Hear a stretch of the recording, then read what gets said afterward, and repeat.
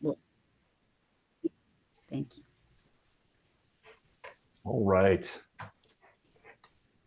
Let me share my screen. Do host disabled participant screen sharing. I'm going to need help with that.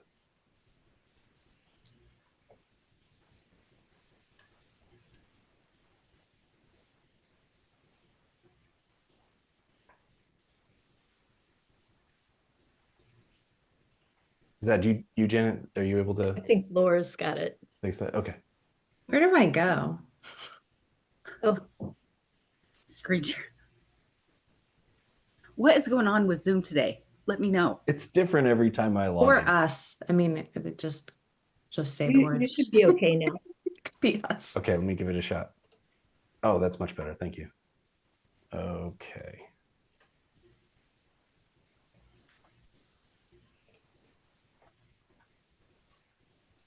Can you all see this okay? Yes. All right. So the title, in the evolution of the talk, the title got somewhat more casual and aggressive. No, Copilot is not your pair. Why AI in your IDE doesn't replace coding with other humans. So since I'll be talking about AI and pairing, I just thought I'd take a quick poll. If you have your camera on, you can use your Meet hand, or if you don't, you can use your Zoom hand, or whatever, just thumbs up or wave or whatever. But who here writes code or has written code? Okay, a few of you. And who has done some kind of pattern of co-creation when writing code, like pair programming, mobbing, ensembling? Okay, good. Now, which among you is using Copilot? Windsurf? Oh, I've seen it. I don't know Cursor? if that can... Yes. How about the new one, Lovable? Yes. Okay. All right. Is anybody here vibe coding? Mm-hmm. Yeah. Okay. And this option is okay too, but who here doesn't know what I'm talking about? This is okay too. Okay. So I'm going to preface what I'm going to say tonight with a declaration that I'm not a Luddite. I am all about AI assisted programming. It's amazing. I use it every day. I'm a fan, an evangelist even of the thing that I'm going to be ranting about at you today.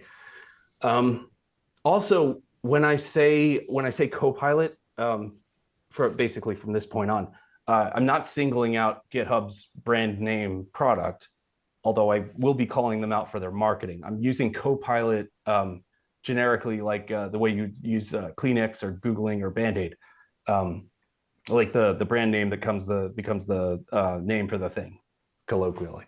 So with that out of the way, first a little bit about me. My name is Jon Fazzaro. I've been a software professional for a little over 20 years. And in that time, I've had several different official titles, some of them clearer than others. There's one right in the middle there, Agile Coach, and it's kind of given me no end of trouble in the segment of my career that I've carried this. It was really great at first. I've always been the sort of software engineer who wanted to up people's game around me and get modern extreme programming kind of practices in play, the technical practices that drive real agility. And so when I went from my title says I'm a nerd to my title says I'm a coach for these things, and I thought, okay, great, they handed me the keys. I'm allowed to tell other people, we should do it this way. I'm allowed to help other people get on board with that stuff. I'm not just the bossy person who doesn't, just stick to his own code. And it was that way for a little while, but when I got out into the industry with other Agile coaches, and I hope nobody here takes offense to this, but when I got out into the industry, I found out that other folks in the industry, both people that held the title and people that worked with people that held this title, had a much different idea of what this was than I did. And so I sort of compiled a definition of what I found out there. It was Agile coach is a Jira administrator who dives at every chance to be the team secretary because God forbid a nerd stop typing code long enough to track their own work or run a meeting or anything. Who crowbars Scrum words into every conversation with no regard for what they actually mean in the Scrum guide or that they mean anything to the people that they're talking to. And reads the screen to a room full of people who can definitely already read. And if you work with me for like 5 minutes, you know that that's definitely not what I do. So in an attempt to recapture and better communicate like what it is that I actually do, I came up with kind of an unofficial list of these are the unofficial job titles that I've never had, but this is like more like what I do. My favorite two are the last two, the longest one and the shortest one. Both the most concise way to express what it is I'm up to here in the software engineering industry.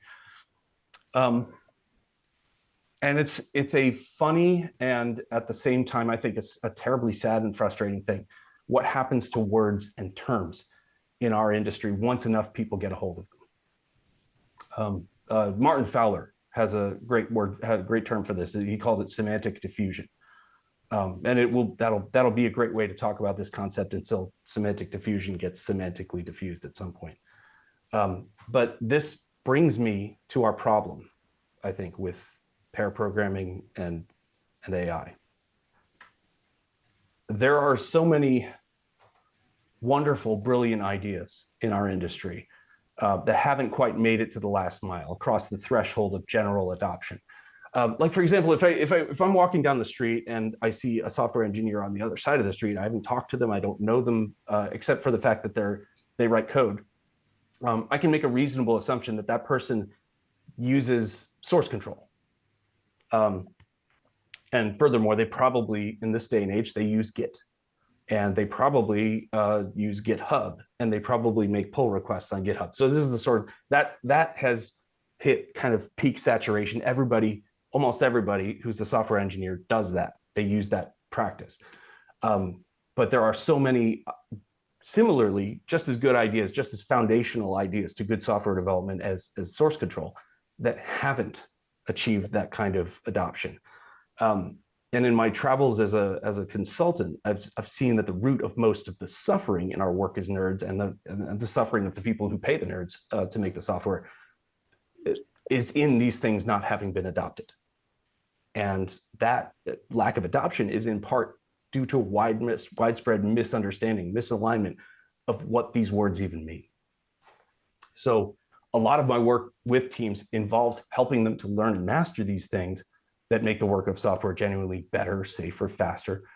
And often before we can even try to learn them, we have to spend some non-zero amount of time like un-effing their understanding of what the words actually mean. So when an industry giant like GitHub comes along with a brilliant new integrated AI assistant and they market it by saying, Copilot is your AI pair programmer. You have to imagine that something in me begins to boil up. And I have a need, a desperate need even, to drop in at my favorite meetup in front of my impressionable young colleagues, plant my feet firmly and say, no. So some of you may be with me on this already, that AI assistance during coding is not the same thing as having a person there doing it with you. And, you know, an AI, no matter how advanced, does not a pair make. For the rest of you, I want to paint a picture about pair programming here up front. So I was on a brilliant team about a year ago where it was not a coaching gig, not a transformation gig. It was just, here's a team of extreme programmers, just how fast, how soon can you deliver the product? We were working with a wonderful company that was all about us, engaging in this way. And we were building, it was the front end of the app was a React front end.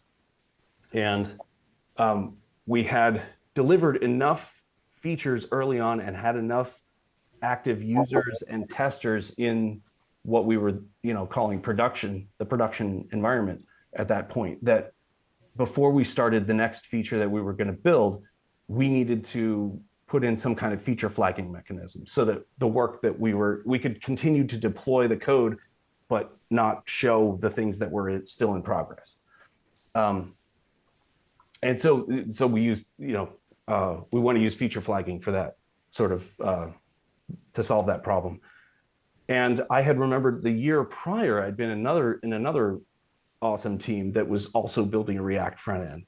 And there was a framework called Flagged that made working with lots of different feature flags at once. It made it in React, it made it very smooth and easy. And I said, as soon as we were talking about feature flags, I was like, okay, I got it. I know what we need to do. We need to install this framework and get it wired in so we can start using feature flags in our front end. And I just about started to type the npm install command and bring this dependency into our project. And my friend Cody, who was right there because we were ensembling, which is a cranked up version of pairing, if you don't know what that is. But we were all right there working on the same thing together. And he goes, "Whoa, what are you doing? We don't need that. We only have one. We're only making one flag right now." And I'm like, "Yeah, but eventually we're going to need to make more than one. And this thing does it so well. And it's just, this worked so well over, in this other project." And he goes, "Okay, you might be right, but let's just try it with a global Boolean first. Let's just write our own feature flag." And I was like, "You know what? That's right. We should always start small. Thank you." And, but I'm telling you, man, we're gonna need that framework, and we're gonna have it right in our back pocket when we do. So we took a couple of minutes and made a global Boolean and worked it into the code. And this was like maybe, a couple minutes, 6 lines of code tops. And, we were able to hide the work in progress and keep going. And people could turn on the flag if they really wanted to see what was going on, if they wanted to test early bits or something. But I was sure, like, in the next week or so, we'd need to bring in the framework. 4 months later, and many feature deliveries later, we still only had that global Boolean. And, this is commonly referred to, and especially in the extreme programming community, as YAGNI. You aren't going to need it. And it struck again. And if I had been, I just imagine if I had been coding by myself and I had that notion of, well, we're going to need this framework, and just reflexively start installing it and wiring it into the app, and sending that off maybe to Cody through a pull request, he would be faced with this gob of code to review and approve or not, and the work would have already been done. The damage would have already been done. He wouldn't save any time by saying no. It was the fact that he was in the moment and said, "Wait a second, let's try this first. Let's go this way." And he just redirected me gently, but just at the right time. Yeah, and now further, imagine I was coding by myself with an AI assistant. And what would I have prompted to that AI assistant? Probably, "We're going to need this framework wired in for feature flagging." What would the response be from the LLM to that prompt, do you think? "Yes, sir, right away, sir. Here's your framework. Here's your 80 lines of code and your 7 dependencies wired into your app forever now." And it would have taken a lot less time than if I did it by hand, but the complexity damage to the code would be no less. Perhaps even more if you've ever seen LLM generated code. So anyway, that to me, that's the essence of pairing, of co-creation. Pair programming is not 2 programmers sitting near each other writing their own code. It's not one person coding and somebody else watching. And you guys, it doesn't have to be weird. Software engineering is a heavy lift. If you're one of the folks that has ever written code, you think about all the things that you're actually doing when you're tackling a programming task by yourself. You're not just typing code. You're not just wrestling with the IDE, or you're also, like maybe in a browser window or even an LLM window, trying to figure out what you're doing wrong, what this error message means. You're on Stack Overflow getting bombarded by ads on the side, trying to focus on why you even went there in the first place.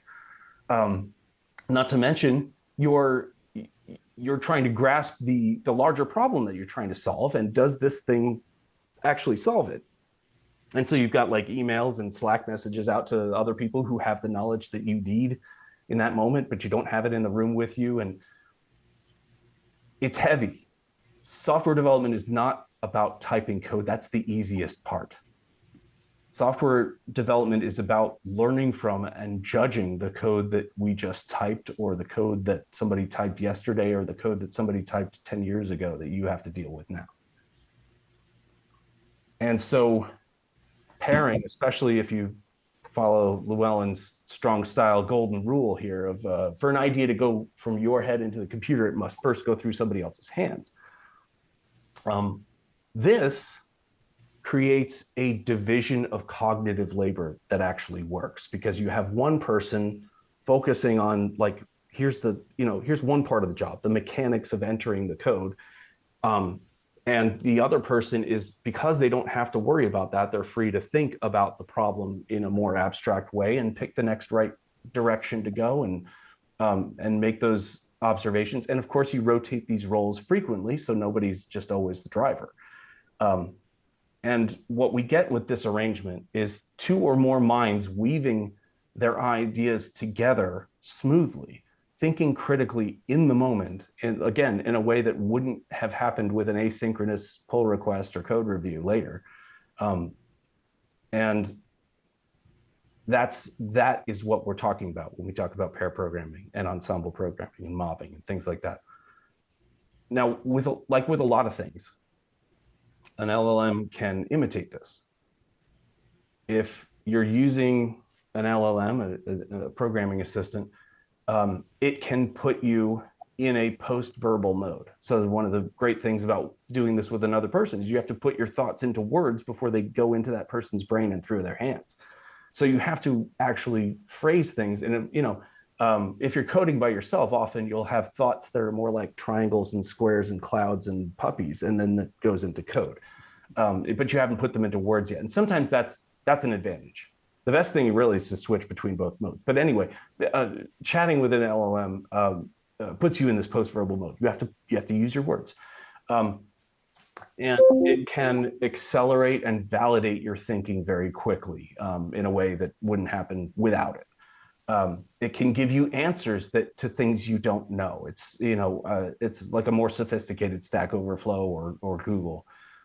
In my career, I've been doing this for a long time, but I have never. Some of you may have written code where before internet search, and I can't imagine not being able to Google an error message. Oh, I'm that young. So, AI it's a good thing. It's better than nothing in many cases. But there is something that no amount of LLM coding assistance, no amount of Copilot can do for us. And the fact is that the fact that we miss this while thinking about AI assistants replacing human software engineers, to me is a matter of a faulty mental model of how the work actually gets done when you're writing code.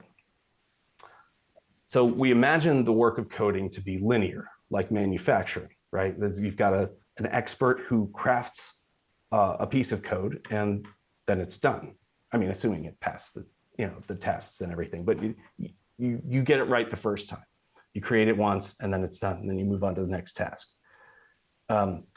And so it's not surprising that those among us who think this way about code can see this happening instead, and maybe with a little input from the right MBA or PM. But this model is wrong, and even in the places where everything, like organizations, companies, teams, where everything is set up so that dev works like this, it doesn't go like this. What actually happens when we're engineering code, when we're writing code, is that, you know, you have an engineer who writes some code, and the next thing that happens is they have to examine the results. They have to examine the code that they wrote. They have to examine the results of what happens when they run it. They have to understand the effect that that has on the code around it. There's a lot of digesting and analysis that has to go in this step. And then in reaction to that, what they learn in that step, they write some more code. And the thing that, you know, we're not going to talk about estimation tonight because that would just take up the rest of the time. But the reason that we can't estimate software reliably is because at some point you get off of this merry-go-round and you're done. But you cannot predict for any software task, you cannot predict how many times around you have to go before you can get off. That's always unknown right up front. This is it's a creative engineering cycle that happens. So if we look at this and with the mind of, you know, one of these, you know, just somebody who's all about AI replacing people or making this process better. Let's just say, forget the replacing people part. Let's just say making this process better. And we know from the theory of constraints that if we want to speed up a system, what do we have to do? We have to find the bottleneck. Where's the slow part? Where's the heavy part? Is it in making the stuff or in evaluating the stuff that you made or in choosing the next stuff to make? It's not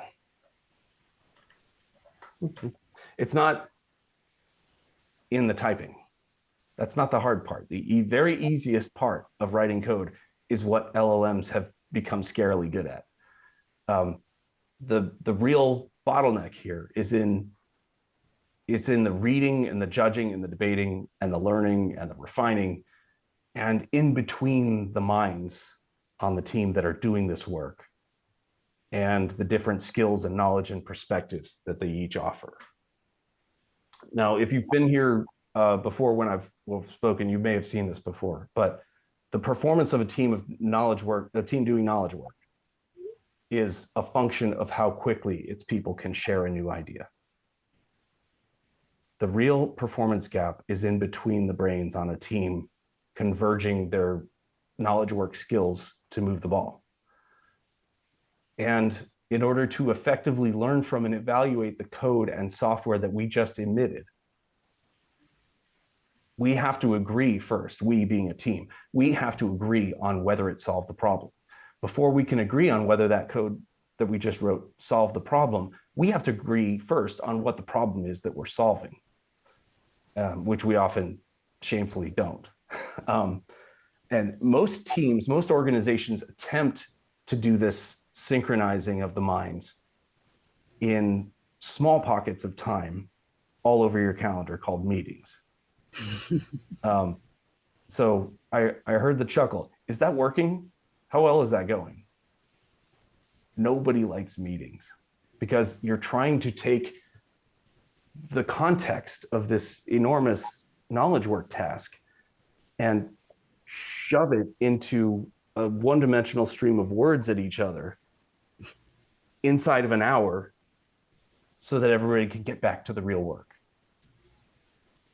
It's just an incredible high pressure situation for what we're trying to ask of that time. Meetings are essential, of course, but I prefer doings. So with this model of the work in our minds, as our extreme programming forebears discovered decades ago, this evaluation learning step, the real heavy work here, this goes better and quicker with more brains there. We add resources to the bottleneck. It goes quicker with many more brains on that leg of the work. So where does the AI assistant, where's Copilot go in this model? Take the notes. Sorry. Huh? That's the only thing I've ever seen it do well is Oh, taking notes. no. Yes. That's a really good way to use it. Where Copilot, where I guess AI coding assistants specifically, they think it should go over here, right? On the generating code side. Copilot? Sorry. Yeah, yeah, Really? yeah. Well, I mean, that's the way they're designed. That's the way they're sold. That's the way they look how fast, look how much code we can generate, how fast. Yeah. Just prompt it this way, and it spits out all this code. Obviously, the work is done. So the problem is even when, even if we go full vibe code, and you should never go full vibe code, but even when you go full vibe code, there's still this part over here where we have to evaluate what's been produced before we can call it done. And if you think about it, the more code you generate at once, the harder it's going to be to determine whether that was the right thing. And because you're working in larger batches. So why can't the AI assistant go over here on the evaluation step? Why can't they assist with evaluating and testing? They can, of course, but then it's human judgment all the way down. Somebody has to evaluate their evaluation to make sure they evaluated it right. You can only go so far with that. It always comes back to human judgment. We will always, and that's why we'll always need human software engineers at, governing the process, at least at the outer edges, to evaluate the proposed solution. And here's another thing, and this might sound like navel gazing, but stick with me, it matters. There are probably going to be mind-blowing advances around AI technology for the rest of our lifetimes. And we're all going to have to deal with it in this industry, lucky us. But there's one thing that will never change or improve about working with AI in this way, however robust the technology becomes. Consciousness has lots of syllables and it's kind of a philosophy, squishy kind of word. But monosyllabically, I'm talking about the fact that it is like something to be you. You are having an experience right now, watching me in this rectangular window from far away. I'm having an experience right now of talking to you about this and trying to find the next words so that I don't sound like a blathering idiot, right? It is like I'm having an experience, you're having an experience. But is it like something to be the monitor that you're looking at? Is it like something to be this chair next to me? Is it like something to be the camera or the microphone? No, these are tools. I mean, I don't know. I've never been a microphone. It might be something like, but we can reasonably assume from a lot of other input, we can reasonably assume there's probably no conscious experience for a microphone. Here's a more interesting question. Is it like something to be a dog? Intuition says yes, because it shares characteristics with other things that it's like something to be like. So is it like something to be a large language model wired into a chat prompt and being fed, for example, an abstract syntax tree in a prompt about putting a button on a screen?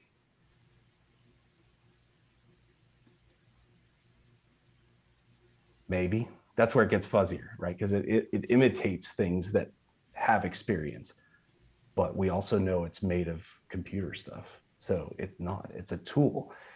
It's like something for us as humans to interact with it. And the marvel of the modern LLM is that it simulates the behavior of something for whom it is like something to be alive. But it is not alive. It's not dead. And it's not conscious. It's the tool. It's a tool. And so if it's not conscious, there's no light, there's no experience there. What then is its motivation? What does an AI want? Some people have theories about this. Jesse James Garrett said, for example, AI doesn't know anything. It simulates understanding. What it actually wants is your approval. And that sounds clever, but I disagree with it based on my prior point that it's not like anything to be an LLM. An LLM doesn't want anything. It doesn't have an experience, a center of self. The fact that we think it wants our approval is an illusion. It's false. And the people that made these tools made them nice, polite, subservient to us so that you and I would keep typing in the next question for it and keep feeding quarters into the machine. It's a product. So of course it's nice to us. It's designed that way. In any case, my point is here that a computer can never be held accountable, and therefore a computer must never make a management decision. Has anybody seen this before? This is a legendary missive from IBM that predates any LLM. And it applies here. If you broadly extrapolate management decision here to any critical evaluation done in the process of software engineering or any kind of knowledge work. Checking the work is something the machine can pretend to do. When it does, a human will ultimately have to end up checking the checking anyway, as I was saying earlier. So, you know, it's all a pretend. You're not really getting the value out of it if you ask it to pretend. You can ask it to help, or you can ask it to help evaluate. There's a famous Eisenhower quote that I like to throw around all the time, but it's in preparing for battle, I've always found that plans are useless, but planning is indispensable. So applied to LLM replacing human work, imagine a machine that just spat out plans. The plan is useless, but the planning experience is indispensable, because it's at that point when all the sparks flow and between people's minds, and people have ideas and they share mental models, and they close that gap between their experience and their knowledge and yours. And that's really what makes a team create valuable knowledge, is that transfer of knowledge. And we can get a machine to spit out plans all day, or spit out product or of some kind or another. But in that little Eisenhower matrix, you know, if we let the machine do all the checking and the evaluating and make the judgment calls, we are abdicating the indispensable part, the human part, the valuable part, and just generating the useless part. And it's not software engineering at that point. It's software engineering theater. Let's talk for a minute about hallucination. You probably knew this was coming. LLMs often make up things that are not true. And computer scientists have termed this hallucination. But there's something fundamentally wrong with this term. In psychiatry, hallucination is when you have a false or misleading perception. And it is a pathology. It means it happens to you when you're not working properly, when something's broken in you. It's not what you're supposed to do. But when an LLM gives you false information, or confidently writes bad code, or code that looks like it works but maybe doesn't, it's not a malfunction. LLMs are designed, not even productized. This is just in the nature, the essential nature of what they do is to fabricate an answer and present it confidently. When LLMs get things wrong, they aren't hallucinating, they are bullshitting. And that has a negative connotation. But bullshitting is not necessarily a negative thing. Like, imagine if you go out in your backyard on a beautiful day, if you're blessed to have a backyard on a beautiful day, and you see your neighbor across the way, and you start talking about, I don't know what, sports scores or the weather, and how beautiful it is and how nice their lawn is, even though, you know, you're just saying that it's kind of ratty, and you'd wish they'd mow it more often. But you say the nice thing, and they say the nice thing back, and you've bullshitted your way through a conversation with your neighbor. That's a wholesome and valuable interaction, though, because even though you haven't exchanged any valuable information, what you have communicated is you're okay and I'm okay. And at some point, maybe in the future, if one of us is in trouble or needs help, I'm okay with you, and I'll probably be there to help you. You know, it's kind of you've established more of a vibe than exchanged information. But that's a wholesome implementation of bullshitting. So bullshitting is not necessarily negative, but when somebody trying to hype AI to you talks about improving the hallucination problem, we're gonna get rid of that. We're gonna factor that out, or getting rid of hallucinations altogether. They are lying, either to themselves or to you, probably in order to sell you something. It's okay to get excited about this stuff, but they're never gonna. The hallucination's baked in. That's a feature, not a bug. It's never going to get better fundamentally because that's what this thing does. Sometimes it's useful. By the way, bullshitting is definitely a human software engineering problem too. You're doing plenty of bullshitting when you're writing code, especially when you do it by yourself.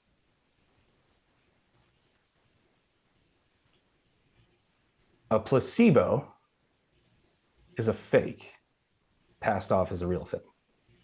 Most typically we hear about this in the context of a medical study, like somebody gets one group gets a sugar pill and the other gets the real medicine, and they don't tell the person which one they're getting, and that's the point of the study. And when they try to actually do the science on how effective the medicine is, they take the difference between the two groups, because a certain amount of getting better happens just because the story you're telling yourself. The story has a healing property. I'm taking medicine for this thing. It might be the real medicine. And that's the placebo effect. Copilot, AI-assisted programming, is a placebo for pair programming. And again, there's a bad and false connotation to the word placebo in the same way there is with bullshitting.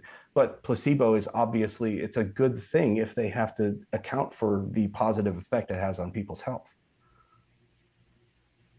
Where a placebo is dangerous, of course, is that it can hide a very serious problem that can grow in the shadows and become insurmountable in the future, potentially ruining everything in your life and all that you've worked for.